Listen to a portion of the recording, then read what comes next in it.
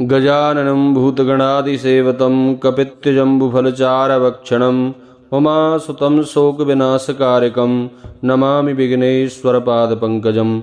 नमस्कार, स्वागत है आप सभी का हमारे YouTube चैनल में।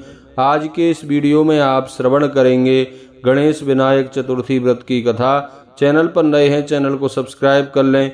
वीडियो को लाइक करके कमेंट में जय श्री गणेश जरूर लिख दें। आप सभी श्रद्धालुओं को विनायक चतुर्थी व्रत की बहुत बहुत शुभकामनाएं। भगवान गणपति आपके जीवन में आए हुए सभी विघ्नों को दूर करें और अपना शुभ आशीर्वाद प्रदान करें। आइए श्रवण करते हैं विनायक चतुर्थी व्रत की कथा। एक बार प्रेम से कहिए, बोलिए गणपति गजानन भगवान की जय, शंकर भगवान की जय, पार्वती माता की जय। बंधु, विनायक चतुर्थी की पौराणिक कथा के अनुसार एक बार भगवान शिव तथा मां पार्वती नर्मदा नदी के किनारे बैठे थे। वहां माता पार्वती ने भगवान शिव से समय व्यतीत करने के लिए चौपड़ खेलने को कहा। शिव भगवान चौपड़ खेलने के लिए तैयार हो गए, परंतु इस खेल में हार जीत का फैसला कौन करेगा, यह प्रश्न उनके समक्ष उठा। तो भगवान शिव ने कुछ तिनके एकत्रित कर उसका एक पुतला बनाकर उसकी प्राण प्रतिष्ठा कर दी और पुतले से कहा, बेटा, हम चौपड़ खेलना चाहते हैं, परंतु हमारी हार जीत का फैसला करने वाला कोई नहीं है। इसीलिए तुम इतना बताना कि हम दोनों में कौन हारता है और कौन जीतता है। इसके बाद भगवान शिव और मां पार्वती का चौपड़ का खेल शुरू हो गया। यह खेल 3 बार खेला गया और संयोग से तीनों बार माता पार्वती जीत गईं। खेल समाप्त होने के बाद बालक से हार जीत का फैसला करने के लिए जब कहा गया तो उस बालक ने महादेव को विजयी बताया। यह सुनकर माता पार्वती क्रोधित हो गईं और क्रोध में उन्होंने उस बालक को लंगड़ा होने तथा कीचड़ में पड़ा रहने का श्राप दे दिया। बालक ने माता पार्वती से माफी मांगी और कहा, यह मुझसे अज्ञानतावश हुआ है माँ, मैंने किसी द्वेष भाव से ऐसा नहीं किया। बालक द्वारा क्षमा मांगने पर माता ने कहा, यहाँ गणेश पूजन के लिए नाग कन्याएं आएंगी। उनके कहे अनुसार यदि तुम गणेश व्रत करोगे, ऐसा करने से तुम मुझे प्राप्त होगे।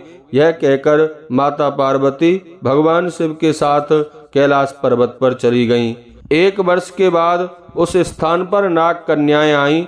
तब नाग कन्याओं से श्री गणेश के व्रत की विधि मालूम करने पर उस बालक ने 21 दिन तक लगातार गणेश जी का व्रत किया। उसकी श्रद्धा से श्री गणेश जी प्रसन्न हुए। उन्होंने बालक को मनोवांछित फल मांगने के लिए कहा। उस पर उस बालक ने कहा, हे विनायक, मुझ में इतनी शक्ति दीजिए कि मैं अपने पैरों से चलकर अपने माता पिता के साथ कैलाश पर्वत पर पहुंच सकूं और यह देख वे प्रसन्न हों। तब बालक को वरदान देकर श्री गणेश अंतर ध्यान हो गए। इसके बाद वह बालक कैलाश पर्वत पर पहुंच गया और कैलाश पर्वत पर पहुंचने की अपनी कथा उसने भगवान शिव को सुनाई। चौपड़ वाले दिन से माता पार्वती शिव जी से विमुख हो गई थीं। अतः देवी के रुष्ट होने पर भगवान शिव ने भी बालक के बताए अनुसार 21 दिनों तक श्री गणेश व्रत किया। इस व्रत के प्रभाव से माता पार्वती के मन से भगवान शिव के लिए जो नाराजगी थी वह समाप्त हो गई। तब यह व्रत कथा भगवान शंकर ने माता पार्वती को सुनाई। यह सुनकर माता पार्वती के मन में अपने पुत्र कार्तिकेय से मिलने की इच्छा जागृत हुई। तब माता पार्वती ने भी 21 दिन तक श्री गणेश जी का व्रत किया तथा दूर्वा, फूल और लड्डुओं से गणेश जी का अर्चन पूजन। व्रत के 21वें दिन कार्तिकेय जी स्वयं अपनी माता पार्वती जी से मिलने आए। उस दिन से यह गणेश चतुर्थी व्रत समस्त मनोकामनाओं की पूर्ति करने वाला व्रत माना जाता है। इस व्रत को करने से मनुष्य के सारे कष्ट दूर होकर भगवान शिव की कृपा प्राप्त होती है और समस्त सुख सुविधाएं प्राप्त होती हैं। बोलिए गणपति गजानन भगवान की जय।